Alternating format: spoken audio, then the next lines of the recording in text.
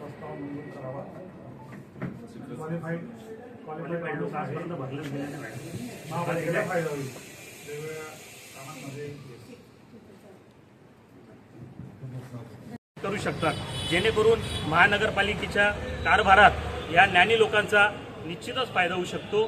त्यामुळे आज मी नामनिर्देशन पत्र माझंवालं वकील विभागातनं दाखल केलेलं आहे।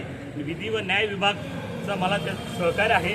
धुळे जिल्हा वकील संघाने मला पाठिंबा दिलेला आहे। तसेच सगळ्यात महत्त्वाचं जे bar council of Maharashtra Goa राज्यस्तरीय वकील संघटनेने देखील मला पत्र देऊन माझ्या नामनिर्देशन अर्जाला शिफारस दिलेली आहे।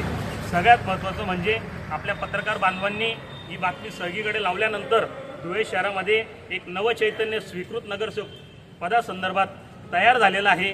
तसेच समजा बुद्धिजीवी लोकांना या ठिकाणी स्थान देण्यात आलं नाही तर मी ॲडव्होकेट मयूर मेघराज बैसाये निश्चितच मान्य उच्च न्यायालयात याचिका दाखल करणार आहे। तरी मान्य आयुक्त साहेबांनी त्यांचा विशेष अधिकार वापरून बुद्धिजीवी लोकांना महानगरपालिकेत सभागृहामध्ये बाजू